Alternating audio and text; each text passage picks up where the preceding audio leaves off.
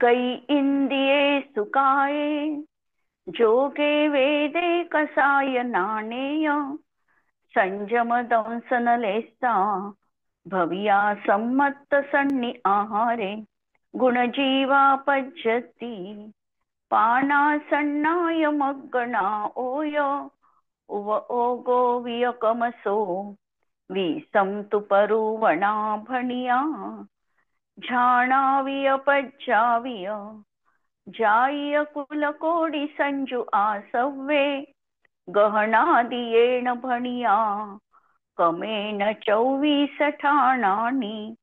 अंतिम शासन नायक 1008 भगवान महावीर स्वामी की जय. द्वादशांग श्रुतदेवी की जय. स्वाध्याय कक्ष संपेपर्यंत आपणा सर्वांना चतुर्विध आहाराचा त्याग असणार आहे. 24 ठाण चर्चा आपण बघतो आहे आणि सम्यक्त्व मार्गणेचं आमचं प्रकरण सुरू आहे. सम्यक्त्व मार्गणेमध्ये पहिल्यांदा आम्ही बघितलं क्षायिक सम्यक दृष्टीचं स्वरूप. क्षायिक सम्यक दृष्टी हा कसा बनतो, जेव्हा तो कृतकृत्य वेदक बनतो त्यानंतर अंतर्मुहूर्तात त्याला क्षायिक सम्यक्त्वाची प्राप्ती संभवनीय आहे. क्षायिक सम्यक्त्वाची सुरुवात म्हणजे निष्ठापण कर्मभूमीमध्ये होतं, पण प्रस्थापक मात्र चारही गतीतला जीव असू शकतो. कंडिशन एवढीच आहे की तो पहिल्या नरकात जाणारा असला पाहिजे. नरक गतीमध्ये देवांमध्ये भवनत्रिकामध्ये उत्पन्न होत नाही. मनुष्य आणि तिर्यंच्या मध्ये तो भोगभूमीचेच मनुष्य किंवा तिर्यंच होईल. यानी तो चारही गतीमध्ये त्यांचं निष्ठापण संभवनीय आहे. नंतर आपण गुणस्थानाच्या अपेक्षेने विचार केलेला होता आणि प्राण देखील बघितलेले होते की श्वासोश्वास कोण प्राण हा क्षायिक सम्यक्त्वी जीवाला कुठे कुठे असत नाही. तर जेव्हा मरण होतं चौथ्या गुणस्थानात त्यावेळेला पर्याप्ती पूर्ण होईपर्यंत प्राण सुरू होत नाही, श्वासोश्वास प्राण, म्हणून त्या ठिकाणी श्वासोश्वास म्हणजे पर्याप्ती पूर्ण होत नाही श्वासोश्वास, म्हणून श्वासोश्वास प्राण राहत नाही. 6व्या गुणस्थानात निवृत्त अपर्याप्तकाच्या अपेक्षेने म्हणजे आहारकाच्या अपेक्षेने त्या ठिकाणी श्वासोश्वास प्राण राहत नाही. 13व्या मध्ये जेव्हा तो 2 अवस्थे म्हणजे कार्माण काय योगामध्ये असतो तेव्हा 3 समयपर्यंत त्याला श्वासोश्वास प्राण नाही, आणि जेव्हा तो श्वासोश्वासाचा निरोध करून 14व्या गुणस्थानात जातो तेव्हापासून त्याला श्वासोश्वास प्राण असत नाही. अशा प्रकारे आपण काल बघितलं. आता पुढचा प्रश्न पहा. क्षायिक सम्यक दृष्टि के कौन से ध्यान में सबसे ज्यादा गुणस्थान होते हैं? क्षायिक सम्यक दृष्टि जीवाला सगळ्यात जास्त ध्यान कोणत्या गुणस्थानात आहे? शुक्ल ध्यान में सबसे ज्यादा ध्यान 7 गुणस्थान होते हैं. म्हणजे 8वं 9वं 10वं 11वं 12वं 13वं आणि 14वं. एक शुक्ल ध्यान घेतला. शुक्ल ध्यानाचे भेद घेतलेले नाही, त्यामुळे शुक्ल ध्यानाची सुरुवात ही 8व्या गुणस्थानापासून आहे आणि 14व्या गुणस्थानापर्यंत शुक्ल ध्यान आहे. म्हणून क्षायिक सम्यक दृष्टीला शुक्ल ध्यान या गुणस्थानात 8 पासून 14 पर्यंतच्या गुणस्थानात त्यांना केवळ एक शुक्ल ध्यान आहे.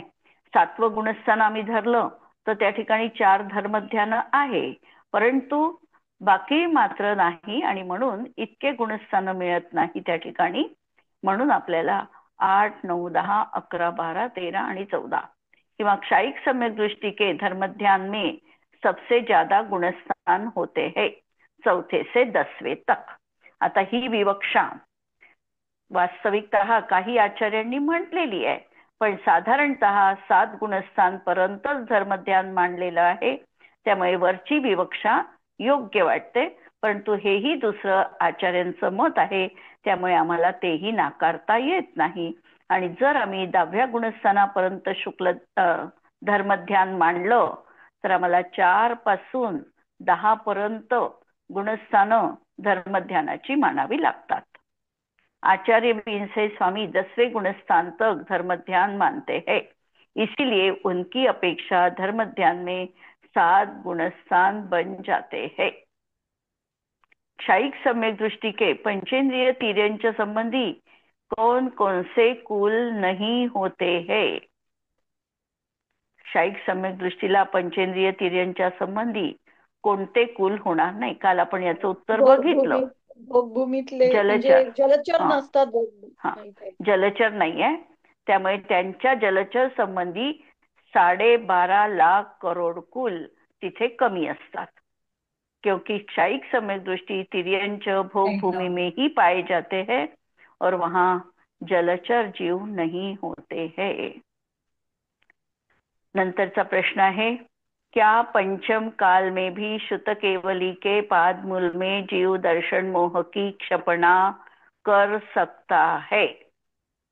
पंचम काळामध्ये जीव दर्शन मोहाची क्षपणा श्रुत केवलींच्या सानिध्यात करू शकतो का? कारण पंचम काळ श्रुत केवली झाले आहे का? पहिले तर हा प्रश्न आहे. हो झाले आहे. भद्रबाहू भद्रबाहू पर्यंत, भद्रबाहू पर्यंत श्रुत केवली झालेले आहे. मग आता पंचम काळामध्ये कोणत्या जीवाला इथे क्षायिक सम्यक्त्वाची प्राप्ती करता आली असती का? आली असती तर का, आणि नाही तर का? चतुर्थ काळातच जन्मावा लागतो पंचम ना कालात जीव? होतच नाही. चतुर्थ हा, काळातच म्हणजे म्हणजे तो पंचम काळात जन्मलेला असेल तर त्याला पंचम काळातल्या जन्मलेल्या व्यक्तीला निश्चितपणे दर्शन मोहाची क्षपणा होऊ शकत नाही. जर तो चतुर्थ काळात जन्माला आला असेल तर पंचम काळामध्ये कदाचित पाहू आपण त्यांना होऊ शकते. पण पाहू उत्तर पहिल्यांदा. जिस काल में जिन संभव है उसी काल में दर्शन मोह की क्षपणा का प्रस्तापक होता है, अन्य कालों में नहीं. तथा दर्शन मोह की क्षपणा का प्रारंभ तीर्थंकर जिन चतुर्दश पूर्वधारी केवली केवल ज्ञानी के पाद मूल में होता है. मेरे विचार से वर्तमान में गुरुवर भद्रबाहु स्वामी श्रुत केवली हुए हैं तथा सेठ सुदर्शन जम्बू स्वामी आदि को निर्वाण प्राप्त हुआ है. उनके पाद मूल में क्षायिक सम्यक्त्व हो सकता है, लेकिन वह दुषम सुषम काल में उत्पन्न जीव होना चाहिए, दुषम काल में जन्मा हुआ नहीं. म्हणून हे उत्तर अगदी करेक्ट आहे. की कसं, तो चतुर्थ काळात जर त्याचा जन्म झाला असता तर त्याला या ठिकाणी पंचम काळामध्ये देखील काय क्षायिक सम्यक्त्व होण्यामध्ये अडथळा नव्हता. कारण पंचम काळामध्ये हे इतके 3 जण तर केवली बनले. आपल्याला माहिती आहे गौतम स्वामी पंचम काळातच मोक्षाला गेले. नंतर जंबूस्वामी सेठ सुदर्शन आणि सुधर्माचार्य. पहिल्यांदा गौतम गणधर, त्यानंतर सुधर्माचार्य आणि त्यानंतर जंबूस्वामी, हे 3 केवली बनले, अनुबद्ध केवली बनले. आणि त्यानंतर देखील 5 जीव मोक्षाला गेलेले आहे अनुबद्ध केवली. त्यामध्ये एक नाव आहे, अंतिम नाव आहे श्रीधर केवली. श्रीधर केवली, जे कुंडलपूरवरून मोक्षाला गेले. आणखी एक नाव आपल्याला माहिती आहे त्याच्यातलं जीवनधर स्वामी. हे 5 गेले अनुबद्ध रूपामध्ये. आणि त्यानंतर भद्रबाहू अंतिम श्रुत केवली बनले, म्हणजे 5वे श्रुत केवली बनले. नंदी मित्र गोवर्धनाचार्य असे हे, आणि त्याच्यामध्ये 5वे श्रुत केवली बनले भद्रबाहू. यांच्या काळामध्ये कदाचित कुणा जीवाला क्षायिक सम्यक्त्व होण्याचा चान्स असू शकेल. नावं आपल्याला ज्ञात नाही, पण तो जीव चतुर्थ काळात जन्मलेला असेल तर त्याला होऊ शकतं. पण पंचम काळात ज्याचा जन्म झालेला आहे त्याला नियमपूर्वक अशा प्रकारे क्षायिक सम्यक्त्वाची प्राप्ती होतच नाही. क्लिअर? आणि केवली आणि श्रुत केवली यांच्यामध्ये फरक काय आहे? हे दिलंय ना त्यांनी, चतुर्दश केवली नाही, चतुर्दश पूर्वधारी. एक श्रुत केवली आहे ना, चतुर्दश पूर्वधारी म्हणजे श्रुत केवली. केवली आणि श्रुत केवली यांच्यात फरक काय आहे? श्रुत केवली म्हणजे द्वादश अंगाचे, म्हणजे द्रव्यश्रुत ज्यांना आहे ते ते द्वादश अंगासाठी. आणि केवली म्हणजे आणि ज्यांना केवल ज्ञान झालेलं आहे. केवल ज्ञान झालेलं आहे. मग आता यांच्या ज्ञानात काय फरक आहे? दोनच्या ज्ञानात फरक केवल काय आहे? प्रत्यक्ष जाणतात ते, प्रत्यक्ष आणि परोक्ष. आणि हे हा, परोक्ष जाणतात द्रव्यश्रुतवाले. परोक्ष जाणतात. म्हणजे हे परोक्ष जाणतात, तेवढंच जाणतात, पण जाणत असताना केवली भगवन प्रत्यक्ष जाणतात आणि हे मतिश्रुत ज्ञानाच्या माध्यमातून मतिश्रुत ज्ञानाच्या माध्यमातून जाणतात. म्हणून यांचं ज्ञान परोक्ष ज्ञान आहे आणि यांचं ज्ञान प्रत्यक्ष ज्ञान आहे. दुसरा फरक? केवली नक्कीच दुसरा मोक्षाला फरक जातात. श्रुत हा केवली जातील किंवा नाही जाणार. हा, बरोबर.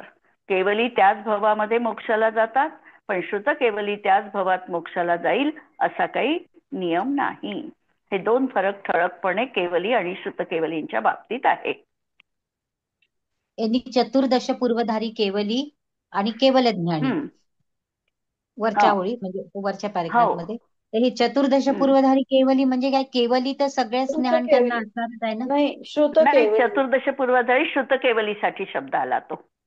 नाही, 14 चतुर्दश पूर्वाचे. पूर्वधारी केवली असा शब्द तर आहे पूर्व ना. किती आहे एकूण? हो ना, तर पूर्व किती आहे?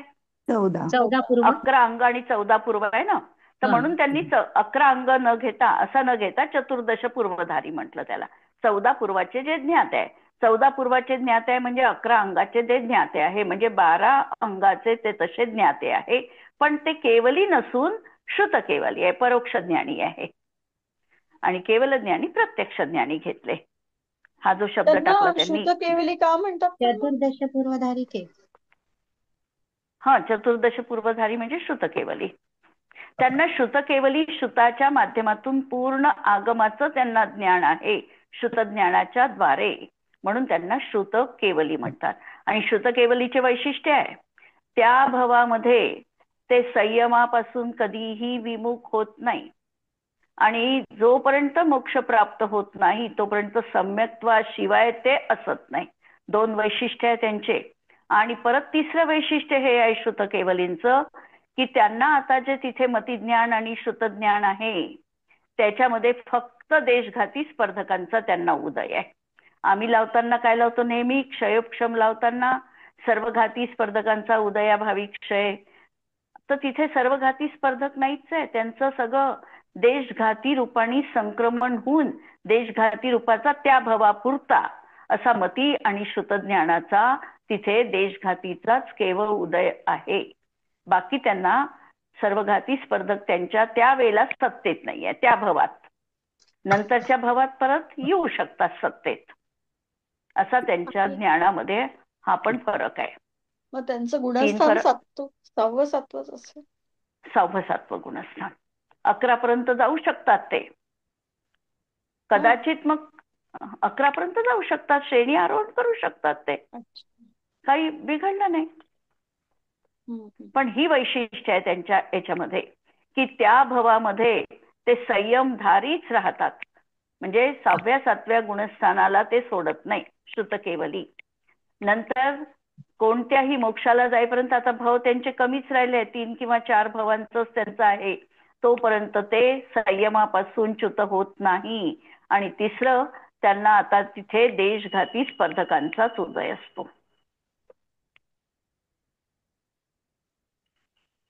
क्लिअर? पुढचं घेऊ आता. क्षयोपक्षमिक सम्यक्त्व. क्षयोपक्षमिक सम्यक्त्वामध्ये आम्ही बघितलं की हा भाव कशामुळे आहे, तर 4 आणि 2 अशा 6 प्रकृतींच्या क्षयोपक्षमामध्ये क्षयोपक्षमिक सम्यक्त्व जीवाला प्राप्त झालेलं आहे. त्या ठिकाणी 6 म्हणजे 4 दर्शन मोहनीयाच्या, 4 अनंतानुबंधीच्या, नंतर मिथ्यात्व आणि सम्यक मिथ्यात्व, या 6 प्रकृतींचा वर्तमान काळी उदयात येण्यायोग्य उदयाभावी क्षय, भविष्यकाळी उदयात येण्यायोग्य सर्व सद्वस्था रूप उपशम, आणि वर्तमान काळामध्ये सम्यक प्रकृतीचा उदय, अशी ही कर्माची स्थिती त्यांच्या याच्यात आहे. आणि त्यावेळेला जीवाला जे काही श्रद्धा गुणाची अभिव्यक्ती झालेली आहे त्याला क्षयोपक्षमिक सम्यक्त्व असं म्हणतात. क्षयोपक्षमिक सम्यक्त्वाची गुणस्थानं किती असतात? 4 ते 7. 4 ते 7. 7च्या पुढे क्षायोपक्षमिक सम्यक्त्वी का जाऊ शकत नाही?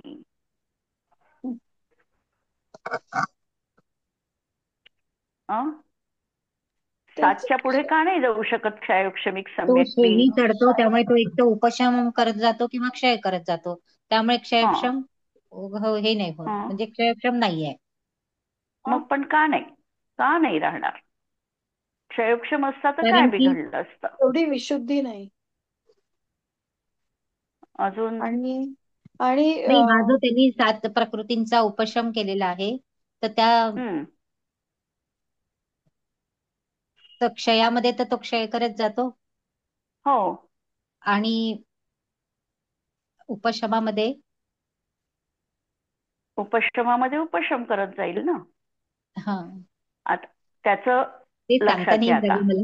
हा हा हा त्याचं उत्तर असं आहे की पहिल्यांदा निर्मळ काय व्हावं लागेल? दर्शन आणि चारित्र्य याच्यामध्ये पहिल्यांदा कोणता गुण निर्मल व्हावा लागेल? दर्शन. दर्शन गुण. म्हणजे सम्यक दर्शन पहिल्यांदा त्याला निर्मळ करावं लागेल. सम्यक दर्शन मुळात सदोष आहे. क्षायोपक्षमिक सम्यक्त्व आहे म्हणजे सदोष सम्यक्त्व आहे. श्रद्धा गुणामध्ये किंचित दोष आहे. श्रद्धा गुणामध्ये दोष आहे आणि तो चारित्र्य निर्मल करेल असं होईल का? नाही. असं संभवू शकत नाही. पहिल्यांदा तर त्याला श्रद्धागुण प्रताचा निर्मळ करावा लागेल आणि नंतरच त्या बेसिसवर त्याची चारित्र्याची इमारत पण पक्की होईल. जर श्रद्धा डळमळीत आहे, चलमल अगाध दोष आहे श्रद्धेमध्ये, आणि त्यावर चारित्र्याची जर त्यांनी बिल्डिंग तयार केली की निर्मळ चारित्र्य, क्षय चारित्र्य, पण असं संभवू शकत नाही. म्हणून पहिल्यांदा त्याला सम्यक दर्शन निर्मल करावं लागेल आणि म्हणून सदोष सम्यक्त्व 7 गुणस्थान पर्यंत आहे आणि नंतर त्याला ते सम्यक्त्व त्याचं बदलवावं लागतं. एक तर त्याला निर्मळ सम्यक्त्व औपशमिक, उपशमानी देखील क्षायिक सम्यक्त्व एवढंच निर्मल सम्यक्त्व त्याला प्रगट होतं. म्हणून औपशमिक सम्यक्त्व करेल किंवा क्षायिक सम्यक्त्व करेल.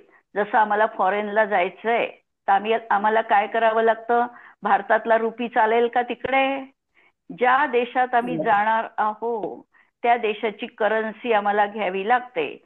त्याप्रमाणे जर आम्हाला चारित्र्याच्या निर्मल प्रांतात प्रवेश करायचा आहे तर आम्हाला ही कालिमा इथेच सोडावी लागणार आहे. आम्हाला तशा प्रकारचं बनावं लागणार आहे. म्हणजे आम्हाला सम्यक दर्शन पहिल्यांदा निर्मल करावं लागेल आणि मगच चारित्र्य निर्मल होणार आहे. म्हणून चारित्र्याची गुणस्थानं ही 4 ते 7 ही क्षायोपक्षमिक सम्यक्त्वाची गुणस्थानं आहे.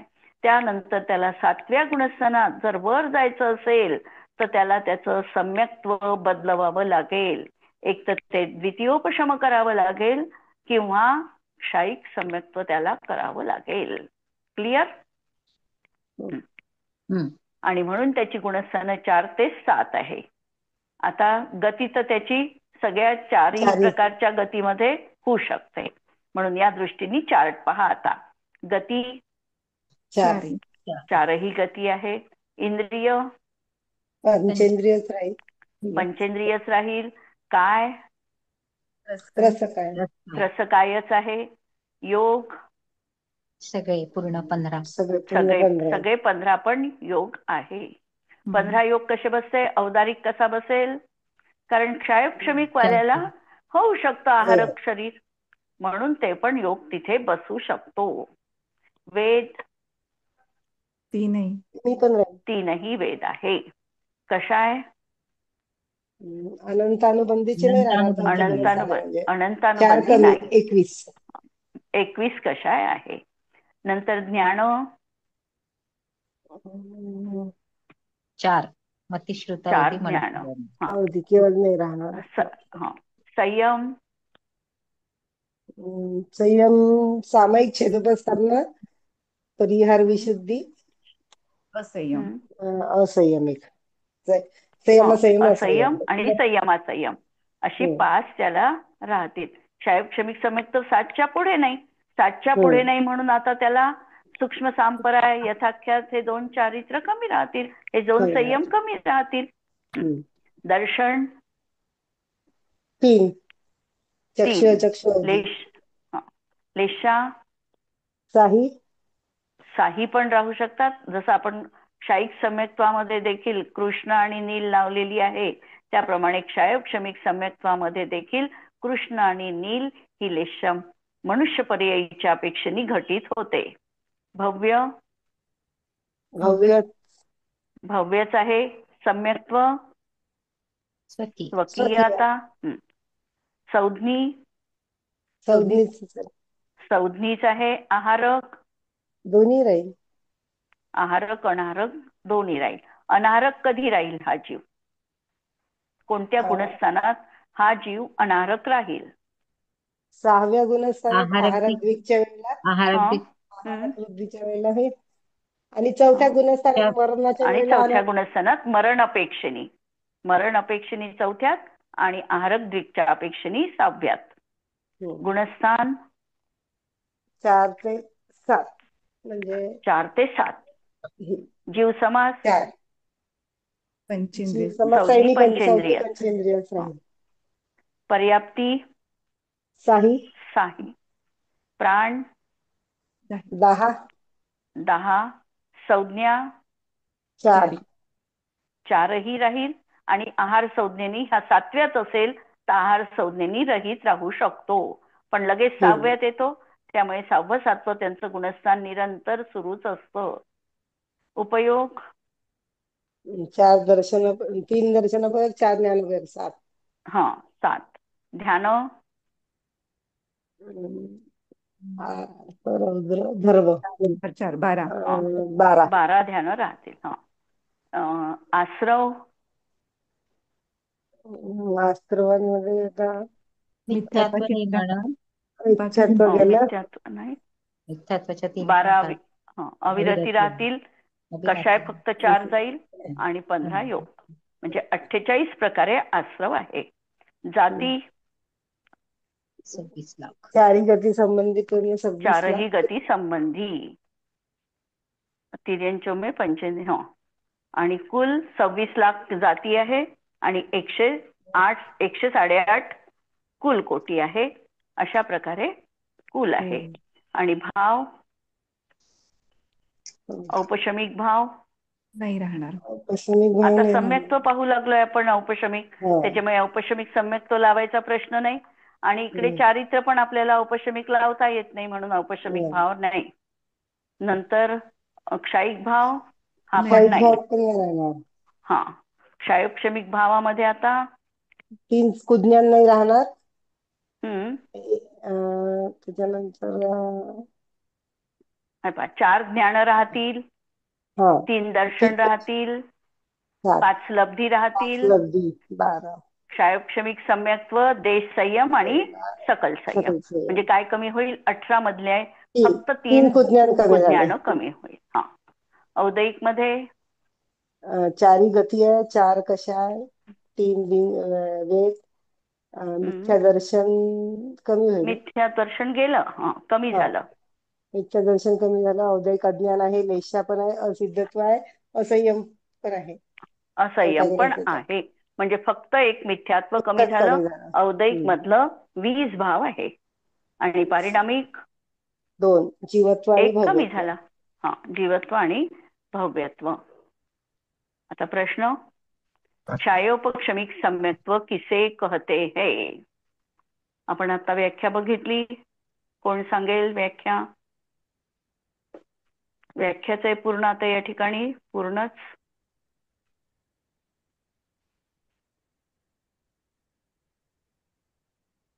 चार अनंता म्हणजे आता इथे थोडं लावायचं की वर्तमान काळी उदय येण्या योग्य 4 अनंतानुबंधी मिथ्यात्व आणि सम्यक मिथ्यात्व इन सर्वघाती प्रकृतियों के उदयाभावी क्षय. आता उदयाभावी क्षय याचा अर्थ काय लावाल? ते सत्तेत आहे पण उदयात नाही. उदयाभावी क्षय म्हणजे ते सद्वस्था रूप उपशम झालं. उदयात नाही आणि सत्तेत आहे हा सद्वस्था रूप उपशम झाला. आणि उदयाभावी क्षय म्हणजे काय?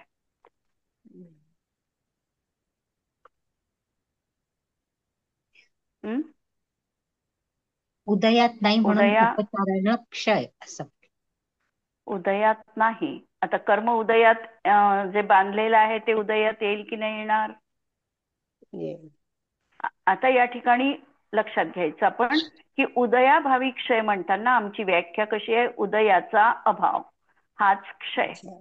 आता उदयाचा अभाव म्हणत असताना ज्या रूपाने सर्वघातीचा उदय येणार होता त्या रूपाने उदय न येता जे त्याचं पहिल्या समयात त्यांनी स्थिभुक संक्रमणद्वारा देशघाती करण करून उदयात आला, हा त्याच्या उदयाचा क्षय झाला. म्हणजे लक्षात आलं का की आता या ठिकाणी त्याच्या सत्तेमध्ये मिथ्यात्व पण होतं, सम्यक मिथ्यात्व पण होतं. पण हे सर्वघाती रूपात आलं असतं तर पहिलं गुणस्थान झालं असतं, तिसरं गुणस्थान झालं असतं. त्यामुळे या कर्म प्रकृतींचा उदय जो आहे हा त्या रूपाने न येता एक समय आधी त्याचं स्थिभुक संक्रमणद्वारा सम्यक प्रकृती रूप तो करतो आणि सम्यक प्रकृती रूपाने तिथे उदयात येतं. याला म्हणायचं उदयाभावी क्षय. म्हणून उदयाचा तर अभाव आहे, पण उदयाचा अभाव असताना कर्म उदयात आल्याशिवाय निघत नाही. पण ज्या रूपाने उदयात यायला पाहिजे होतं त्या रूपाने ते उदयात आलं नाही आणि म्हणून त्याला म्हटलं की त्या उदयाचा हा जणू क्षय झाला. असा या उदयाभावी क्षयचा अर्थ लावायचा. क्लिअर? आणि दुसरं लावायचं की भविष्यकाळी उदयात येण्यायोग्य कर्म सर्वघाती जर उदीर्णा झाली असती त्याची आणि आत्ता उदयात आलं असतं तरीही सम्यक दर्शन प्राप्त झालं नसतं. कारण सर्वघातीचा उदय आला असता तर आमचं पूर्ण काम बदललं असतं. त्याचा आम्हाला उदय नको आहे. म्हणजे प्रतिबंधित कारणं जी आहे ती आम्हाला दूर करायची आहे. आणि भविष्य काळात उदयात येण्यायोग्य कर्म आज उदयात आलं असतं उदीर्णाहून तरीही काम झालं नसतं. म्हणून त्या सत्तेत असलेल्या कर्माची उदीर्णा झाली नाही, हा त्या ठिकाणी सद अवस्था, हा जणू उपशम. अशा तऱ्हेने दोन ह्या संज्ञा लावायच्या. म्हणून वर्तमान काळी उदयात येण्यायोग्य या 6 प्रकृतींचा उदयाभावी क्षय, भविष्यकाळी उदयात येण्यायोग्य या 6च प्रकृतींचा सद्वस्थारूप उपशम. आणि जसं आपण अनंतानुबंधीमध्ये बघितलं होतं की अनंतानुबंधीचा प्रशस्त उपशम होतच नाही. त्यामुळे अनंतानुबंधी तर कशी होणार आहे? आदल्याच समयात ती परिवर्तित होणार आहे. त्याचप्रमाणे इथे आता मिथ्यात्व आणि सम्यक मिथ्यात्व पण हे आधीच्या समयात परिवर्तित होणार आहे सम्यक प्रकृती रूपाने. आणि मग त्या सम्यक प्रकृती रूपाने तिचा उदय राहणार आहे, हा आहे उदयाभावी क्षय. आणि भविष्यकाळी जे उदयात येणं आहे त्याला जर वर्तमान काळात उदयात आले असतं म्हणून त्याची उदीरणेला ते अयोग्य केलं. सद अवस्था तुम्ही आहे तिथे स्थिर राहा, हे जेव्हा आहे त्याला म्हटलेलं आहे सद्वस्थारूप उपशम.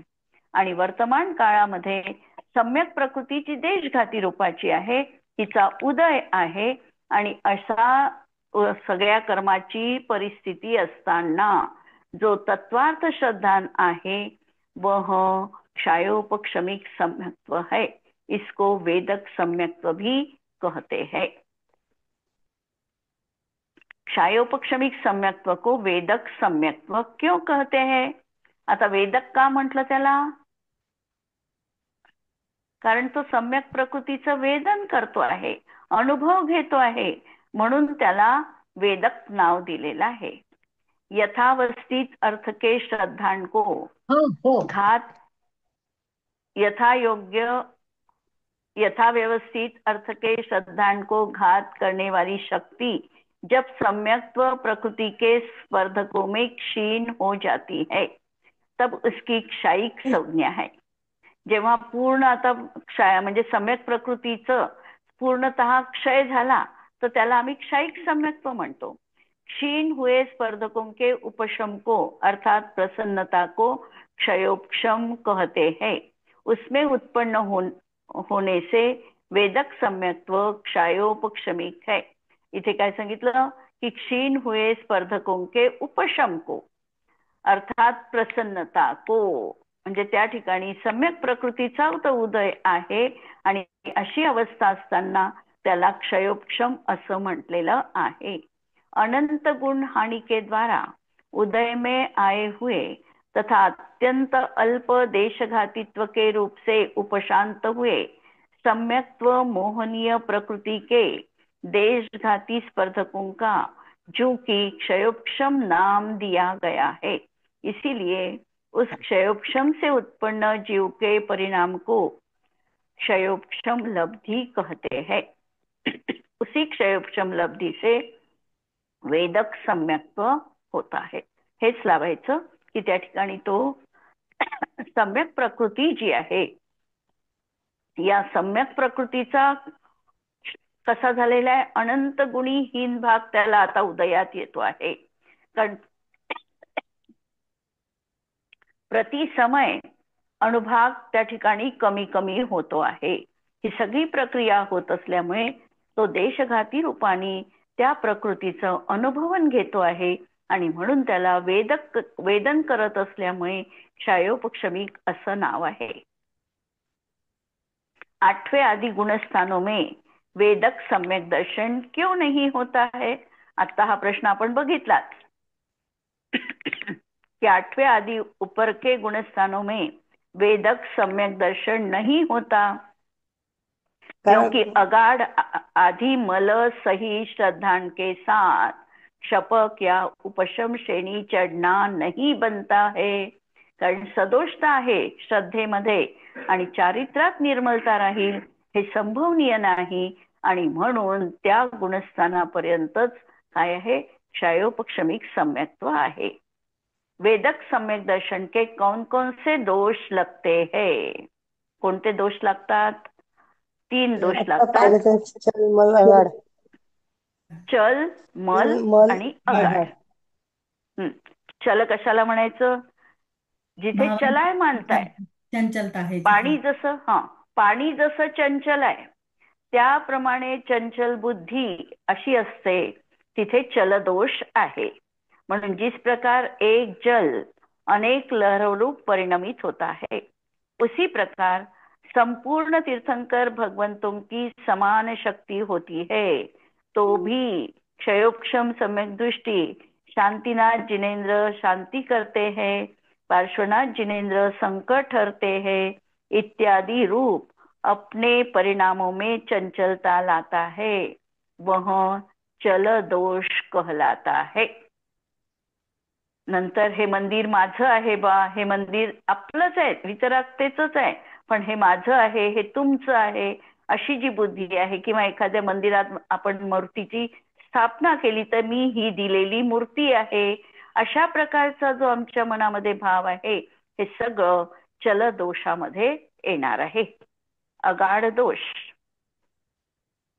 जैसे वृद्ध पुरुष के हाथ में काठी कापती है, वैसे यह मंदिर, इथे अगाढ़ दोषामध्ये घेतलं, यह मंदिर मेरा है, मैंने बनाया है, यह मंदिर दूसरों का है इत्यादि रूप से श्रद्धा में कमजोरी होती है, वह अगाढ़ दोष है. अगाढ़ दोषामध्ये हे घेतलं. आणि मल दोष, जिस प्रकार शुद्ध सुवर्ण मल के निमित्त से मलिन कहलाता है, उसी प्रकार सम्यक्त्व प्रकृति के उदय से श्रद्धा में पूर्ण निर्मलता नहीं होती, वह मलदोष कहलाता है. जसं एखाद्या वेळेला अगदी बारीक असा फिक्कट डाग जरी असला तरी तो शेवटी काय आहे, डाग आहे. त्याप्रमाणे आम्हाला जाणवत नाही त्याच्यामधला कोणता मलदोष आहे, पण जो काही असा दोष आहे त्या दोषाला दोषच म्हणणं हे त्या ठिकाणी मलदोषामध्ये येणार आहे. किंवा शंकाकांक्षा थोडीशी अशी अभिप्रायामध्ये इतकी निर्मलता किंवा सघनता नाही, अशा प्रकारे दोष त्या ठिकाणी मलदोष लागू शकतो. म्हणून हे सम्यक्त्व मलिन असं म्हटल्या जातं. चल, मल आणि अगाढ दोषांनी सहित म्हटल्या जातं. याच्या पुढचं प्रकरण आपण उद्याला बघू. स्तुती म्हणू.